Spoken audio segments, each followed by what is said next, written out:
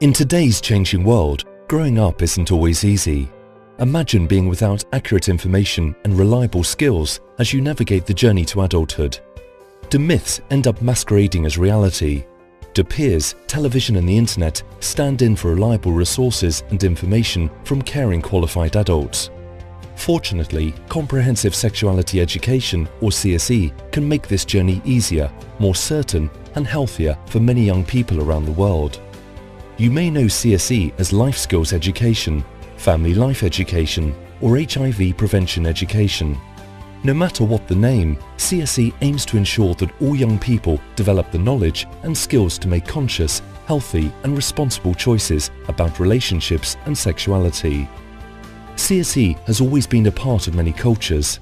Often family members taught young people about puberty, sex and relationships. Now, as societies change, the responsibility is increasingly shared with health workers, teachers and schools. CSE in schools is led by trained teachers and professionals. It focuses on the development of practical skills and knowledge that is scientifically accurate and comprehensive. CSE starts in primary school with age-appropriate content and builds on topics gradually as the child grows older and develops. It looks at human development throughout every phase of life, including physical, psychological, social and spiritual dimensions. CSE gives young people a chance to think critically about gender and about their role in their culture and society. It teaches about tolerance, non-violence, respect, equality and empathy. CSE shapes values, attitudes and decisions about relationships, including healthy sexual relationships when the time comes. With this knowledge and these life skills, it's easier for young people to decide if, when and with whom to have sex, and how to say no if that's not what they want. It's a fact. All the evidence shows that good quality CSE helps young people to delay their first sexual experience. It also helps prevent HIV, sexually transmitted infections and unintended pregnancy.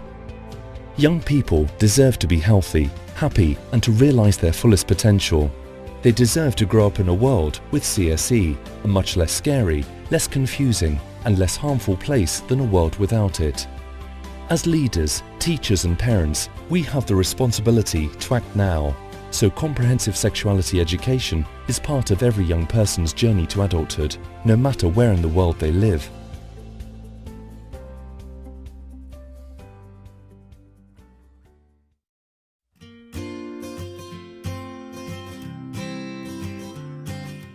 I don't think we should wait for children to ask about sex before we start talking about it.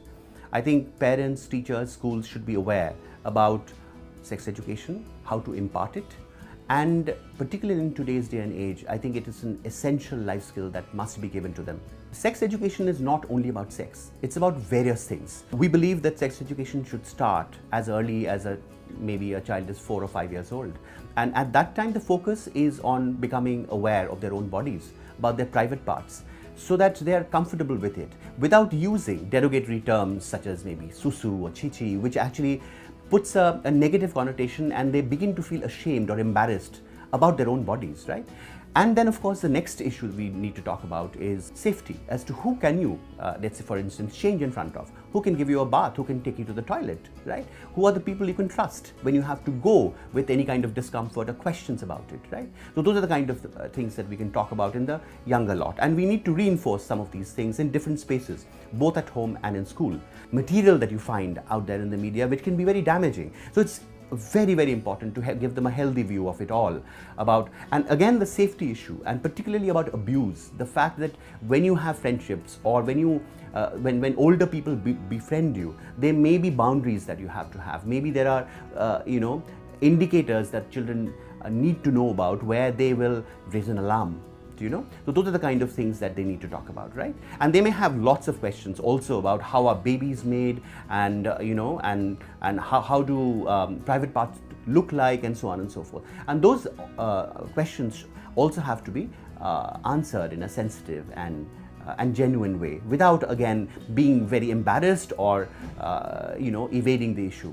So the next phase when talking about sex becomes important is between the ages of 8 to 10. And this is the time when some of the progressive schools start having growing up or sex education workshops and classes. And I think it's a very good time because this is the time when children are beginning to have questions and ask questions about how their life and bodies might change, about relationships, about attraction, about looking at some of their older cousins or siblings or older people in school and wondering how things will be in the next couple of years for them. So it's important to take them through not only their bodies, but how their bodies are likely to change, how to manage some of those things, how not to be awkward about it, how to, for instance, manage menstruation when it starts, who to go and approach when it does.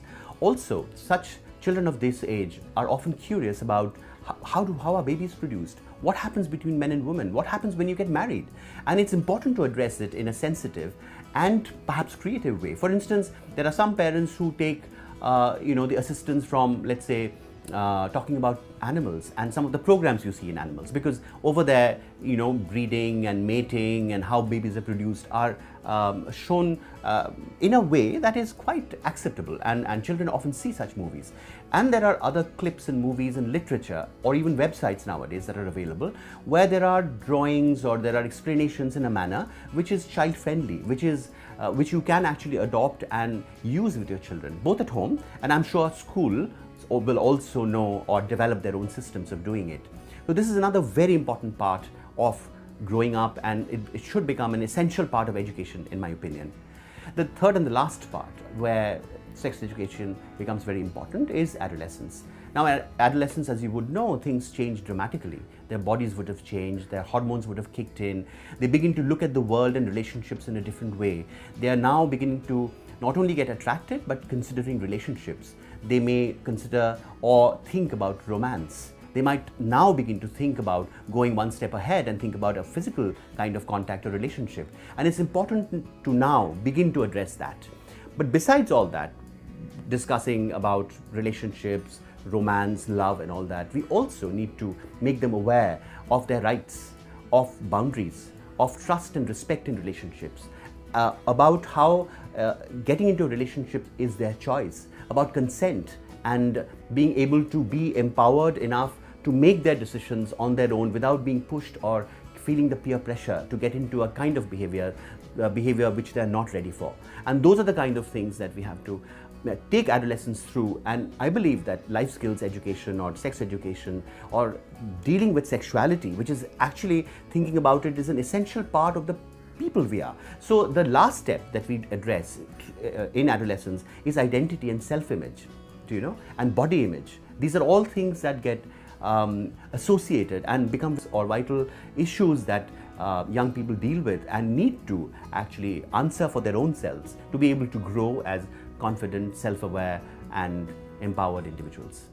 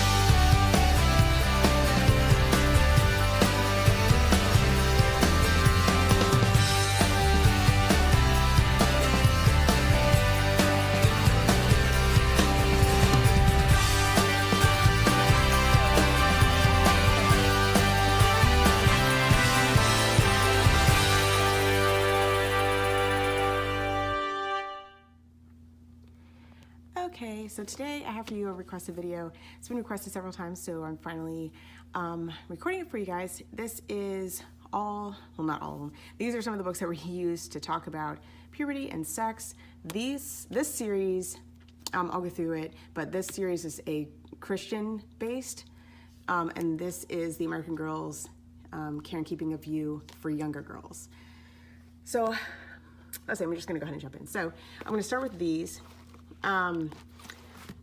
They used to have just one, the Care and Keeping of You, but then they started doing the one for younger girls, and we only use the one for younger girls. We don't use the second one because there's things in it I don't agree with, and I can't remember what it was, but we don't agree with everything that's in it. So we just go with the Care and Keeping of You. So I'll just give you a little flip through of this.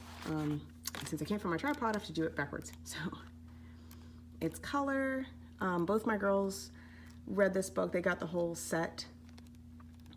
And it goes through pretty much all the body changes to puberty. And this is written for, gosh, I don't know, maybe 9 through 11, maybe, I would say. Maybe 8 through 11. And then if you buy the whole set, it comes with these. So this is the journal that goes with this book here. And I'll just flip through that. Just a lot of little fun fill in the blank.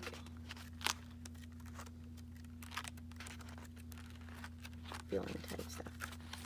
And that goes with that. And then there's the little feelings book, which is the same size as these little journals here about.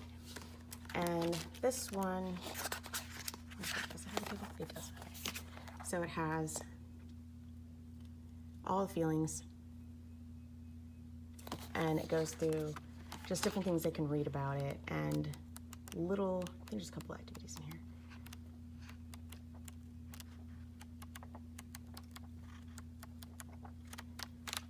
All right, and this comes with a feelings journal. And so this one has more things that they can write in, very similar to the other little journal.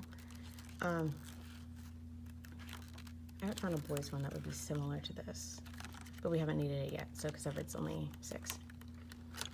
So this is what we use, and I'll tell you when we use this one. So this series, A Guide for the Christian Family, it starts, so they have the books printed in boys and girls, and they're basically the same story, but with the main character for the boys being a boy and for the girls being a girl. And I'll flip through this in a minute, but so it's a series, and it goes from this one, and then there's another book for 6 to 8, and we don't have that one. We haven't used it because the girls have used this, and that pretty much covers that stuff, but we might still get it.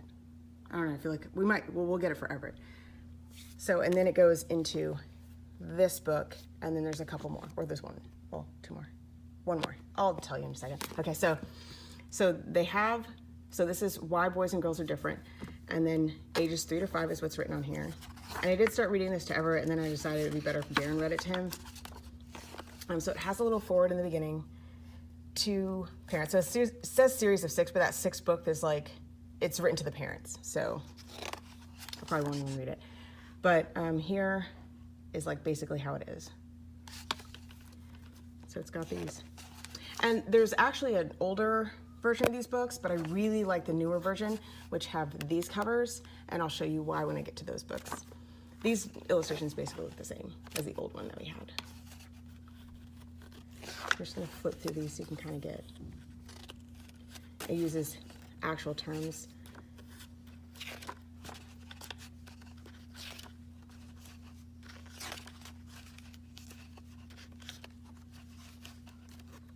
I just like the way these are written, even for a pretty uncomfortable topic. It's pretty well written. So there's that. And then another note to the grown-ups. So, and then the girls' book would be the exact same, except it changes he to she and has a girl for the main character. And I don't know where that book is. We had it.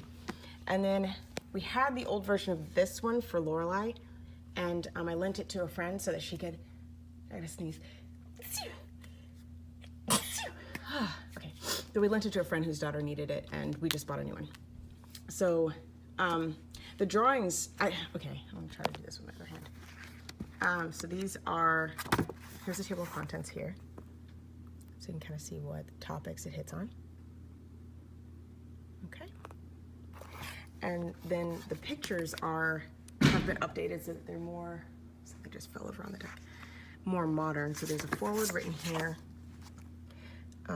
Kind of gives you, as the parent, what's going to be happening in this book. And then another note to parents about the series and why they suggest that sex education begin at an early age. All good stuff to read. I know my mom started it too late with me. Like, I already had learned lots of things from public school. So by the time she was like, let's have this conversation, I'm like, yeah. And I was 8 when she was too late. So if you're starting at 8 or later, your kid might already know things, especially if they went to public school or private school. So or if they've been left alone with cable television. So, and it's, again, this is the girl ones. It has like this red color, and then or it's like burgundy, whatever. And then for the boys, it's blue. And it's the same book, but written to boys, and with some stuff changed, obviously. So I'm just gonna flip through these so you can see, because I know it's hard to like buy books online when you haven't seen them in hand. It's kind of hard to judge whether or not it's gonna be good. So you can read, you can see the reading level, and you can read it to your child, but it's also written, like Lorelai read this by herself, and then we had a journal, just a spiral notebook that we would write back and forth to each other, because that was more comfortable for her. So she would ask questions in that, and then leave me the notebook at night, and then I would write back to her. It was like a journal. And we didn't always just talk about these books, we would talk about anything that she wanted to.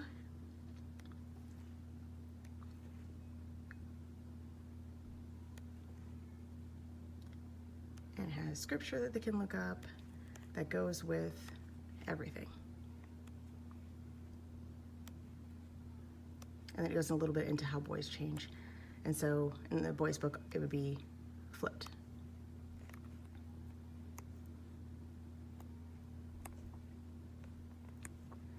Okay, and then there's a glossary. So that is the one that is for 9 to 12. And then this is the one that Lorelai's reading through. It's for ages 12 to 14, Sex and the New You. And this is the one that comes after this one. And you be the judge for your kid's maturity level, what they're ready for, but don't start too late. So here's the contents on this one.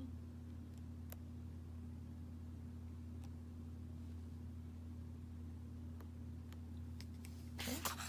So, and then there's the editor's foreword, giving you what these books are about. And it jumps right in, it looks like, on this one. I can't remember, but yes, I like they really updated these, and I really like it. It's just they're well done. I like them. And we looked at several, and I didn't want to use the ones my mom used when we were growing up. I definitely wanted it to be Christian, so it went with our beliefs, because that was really important. So Lorelai reads this by herself because she would be horrified if I read this out loud to her. And she doesn't enjoy it, but she understands it all. And she's reading at a slower pace. Just this is basically what we use for health, for the most part, other than teaching them good habits through eating lots of vegetables and fruits and staying active and self-care. But other than that, this is what we use. Just kind of give you an idea. Little things to remember as you walk the journey through this stage. Remember these things. God loves you. These are great.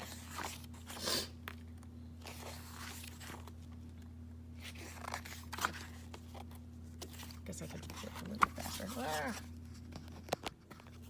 Okay, so I'm going to flip through the rest of the book so you can see there's a word list in the back. Chapters aren't very long.